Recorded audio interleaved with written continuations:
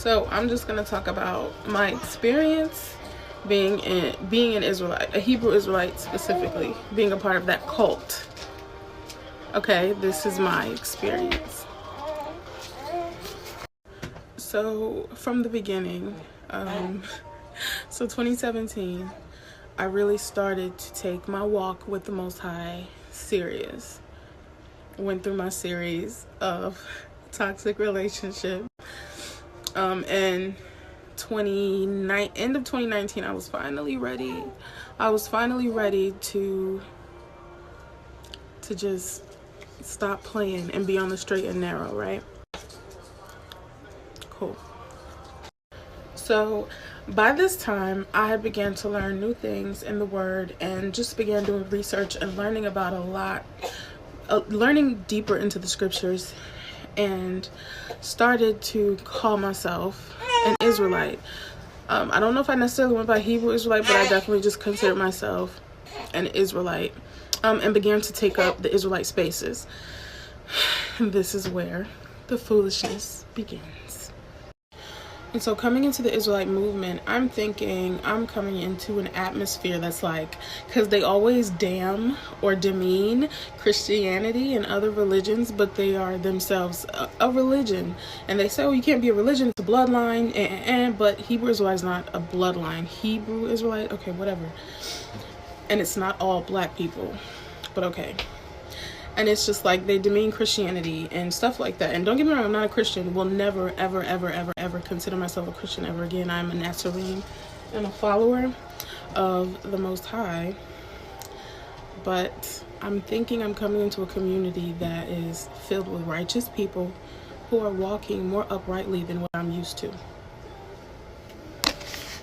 And so I'm thinking I finally get to like do things in a way that is finally like pleasing to the Father. Like I get to go back into Hebraic history. I get to learn Hebrew. I get to truly learn the true name of God and not just call him God and all these different things. And don't get me wrong, coming out of that community, I learned so much. I learned how to break down the word via the Hebraic way of understanding, and like the four, getting into all of that, like Hebrew thought and really going back to the root of the word based on how the Hebrew people or the Israelites were an agricultural people, and that's how you break it down, stuff like that. I did learn a lot. However,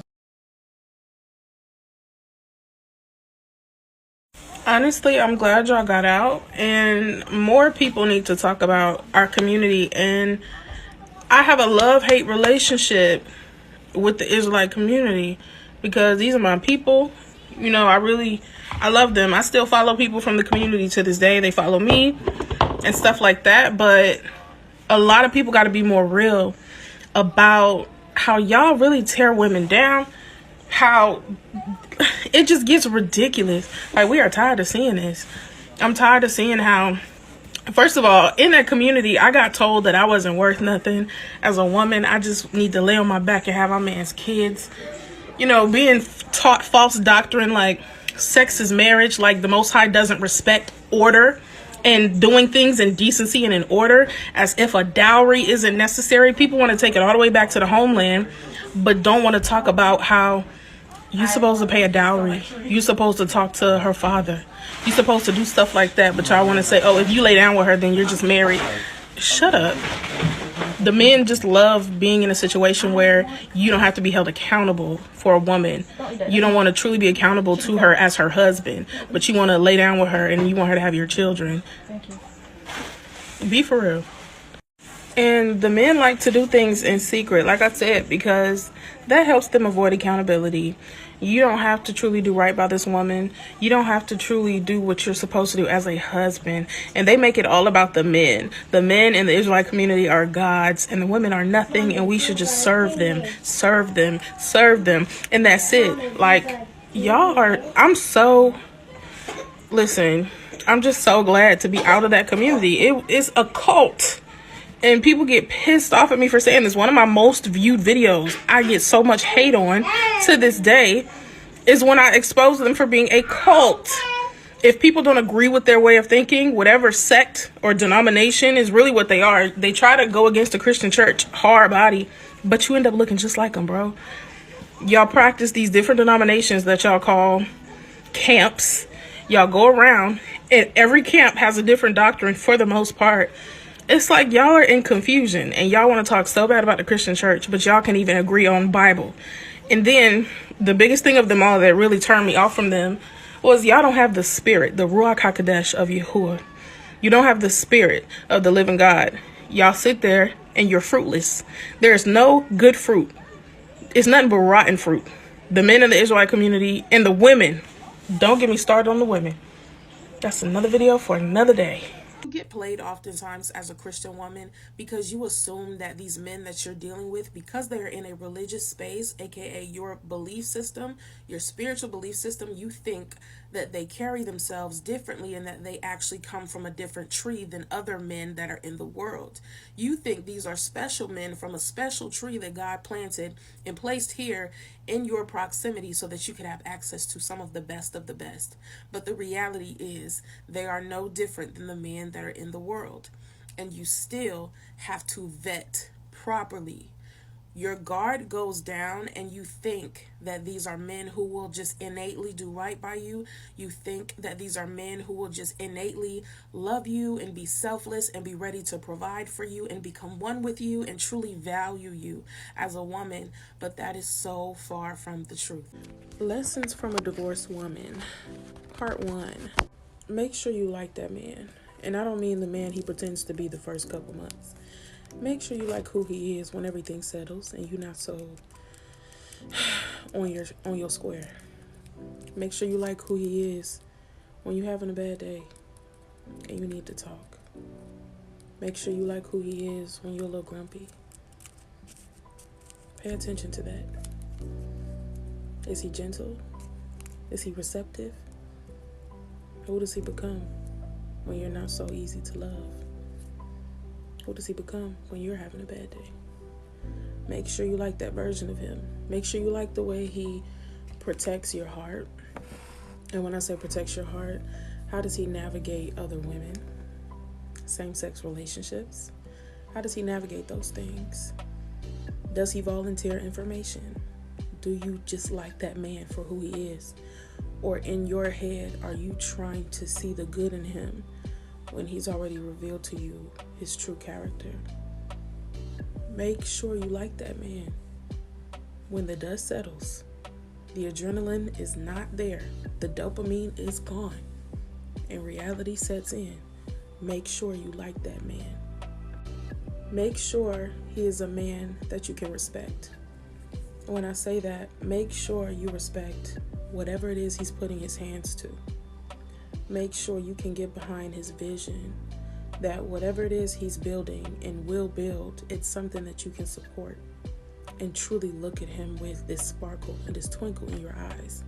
Make sure he's the kind of man you can look at in reverence and awe, because he's such a great man. And in order to do that, you have to know what makes your eyes twinkle. What makes you respect a man? When you see a man, that man that you see, if you've ever seen him, or even if you think about him and you're like, oh man, I would totally respect this dude. What is he made of? Is it a man who's faithful and he makes you respect him? Then that's what you need to see in your guy. And you need to make sure you respect him. He's a guy that you respect, because if not, that relationship is not going to last. All right, point 3. Make sure he loves and honors who you are. Make sure he's a man that's not trying to change you. Like, seriously.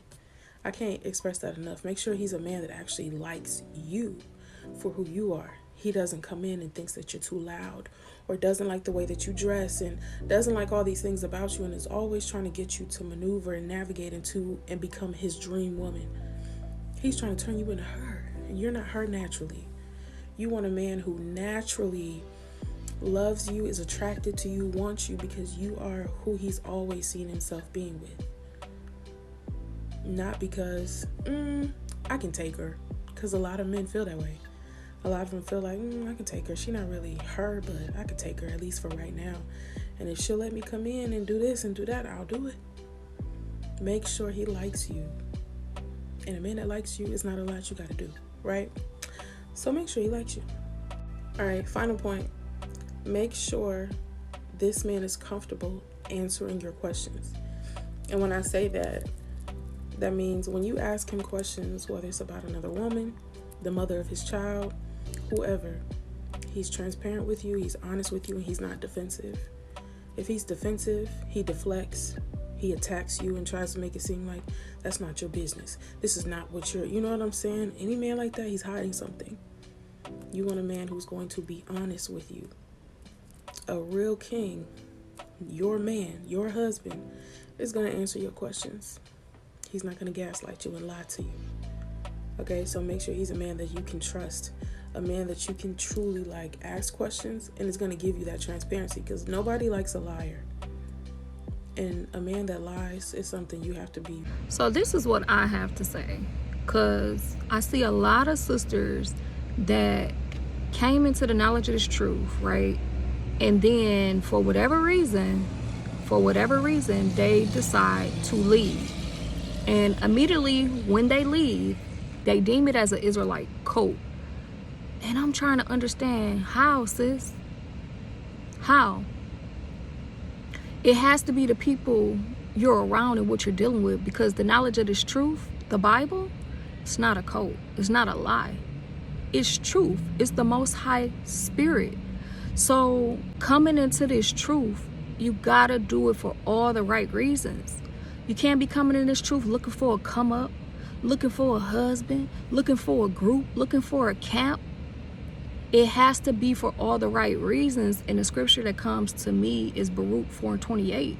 For it was your own heart that went astray. So be in return, seek me 10 times more. The Most High is saying seek him 10 times more. Not seek for a husband, not seek for a best friend, not seek for a sister group, not seek for a camp, not seek for any of these carnal things at the end of the day, because we have to rekindle, rebuild that relationship personally with the Most High. We have been separated from him because of our own sin. So rejoining back to him, it has to be for all the right reasons. It has to be for truth and sincerity. It can't be for your own selfish pleasures and desires or wants or aspirations in life. And really, that's the reason why a lot of things just fail. A lot of sisters come into this thing for a lot of the wrong reasons. It is not the true reason. The fact that you're an Israelite. The fact that you've been in captivity because of the sins of your fathers and the sins that you continue to commit today. The fact that you have an identity, you have a nationality, you have customs and lineage. You're not black, you're not African American. Okay, you're an Israelite, you're a daughter of Zion. You have to come to the realization you've been living life without the law, statutes, and commandments, all wrong. And the Most High, he's giving you that opportunity to return back to him and keep his law, statutes, and commandments. That's what it's about. Salvation, getting the kingdom. You know, the rest of them things will be added unto you, but seek the Most High first. So I don't understand why these women are quick to make these cult. I left the Israelite cult after they decide, they don't want to be in this truth anymore. Baby, look. But separating from the Israelite community, that shouldn't separate you from the Most High. Separating from an Israelite community or the knowledge of his truth, not a carnal man's truth, but the Most High truth, that should never separate you from him just because you separate from the people that you don't agree with. You have to be like-minded. You're supposed to be one mind. So you have to gather yourself around people that's like-minded. The scriptures teach you that. And then in regards to marriage and everything, this sister is divorced. And I made a special effort to say you shouldn't take advice from divorced women because it failed. She failed. It failed. So she didn't do it the right way. So the counsel that is going to come from her is going to be in a bitter place. It's going to be anger, resentment, ill will, unhappiness, revenge, regret. So you're not going to get pure counsel. But the scriptures clearly tell us in Sirach 6 and 7, prove a friend. and be not hasty to credit a man. Sisters gotta stop coming into this truth and just open sesame to a man because he say Shalom says you beautiful. Oh, look at your bone structure. Oh, you look so good in your dress with your fringes. Oh, look at your hair wrap. And you just melt. Come on, wise up.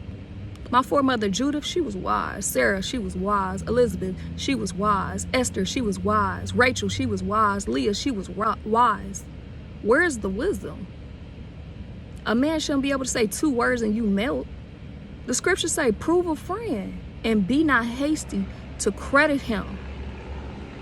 People are going to counsel based off their own agenda. People are going to say things based off what they want sometimes.